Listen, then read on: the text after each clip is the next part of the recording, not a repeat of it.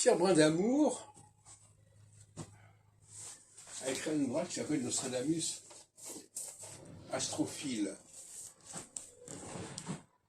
en 93, je crois. Et curieusement, dans cet ouvrage, qui a été précédé hier par une conférence qu'il avait donnée en 91 à un colloque sur l'histoire de l'astrologie qu'il avait organisé à l'église Sainte-Anne, dans le 13e. Il avait fait une communication sur l'astrologie chez Nostradamus, qui avait été reprise d'ailleurs sur le site du Curat. Il ne parle que de ce qui est dans les éditions des Centuries.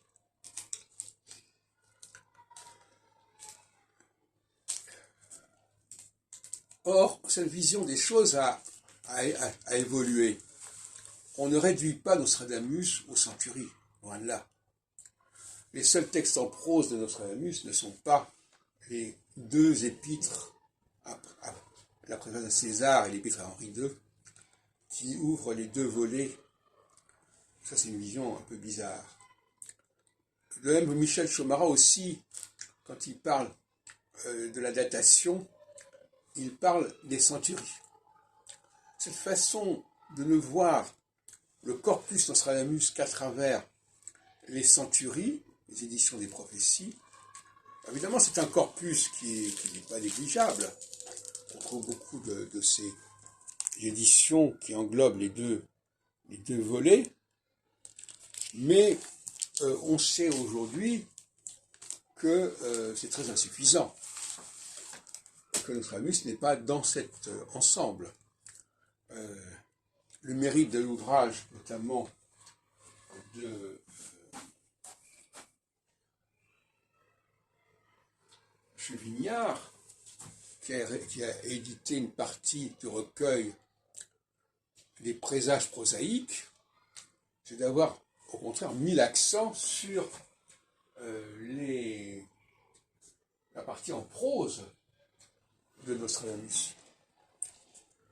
Cette partie en prose qui est la matrice d'ailleurs d'une certaine manière de la partie en vers. Mais la partie en vers ne fait que diffracter, si on peut dire, la partie en prose. Finalement, on prend des mots par-ci par-là, on les met ensemble, on versifie. C'est pas sérieux. On ne peut pas juger de la pensée de quelqu'un à travers une versification quelle qu'elle soit. Il faut être sérieux.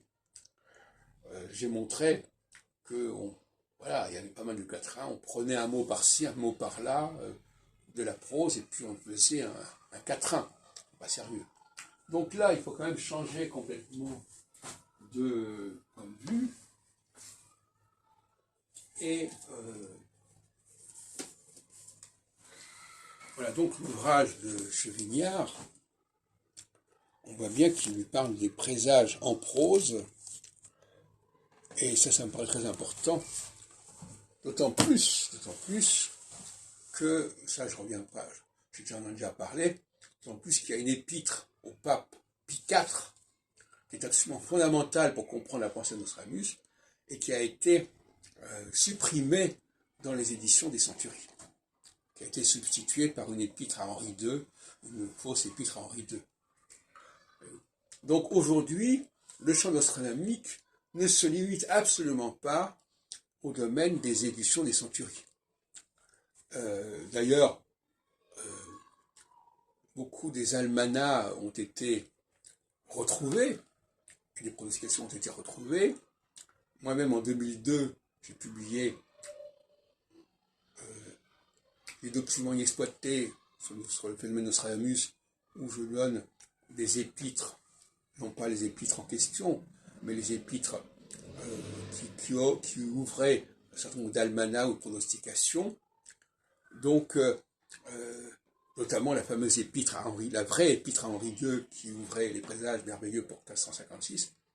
Et donc, voyez-vous, les recherches nostradamiques actuellement ne sauraient en aucune façon se limiter aux éditions des Centuries.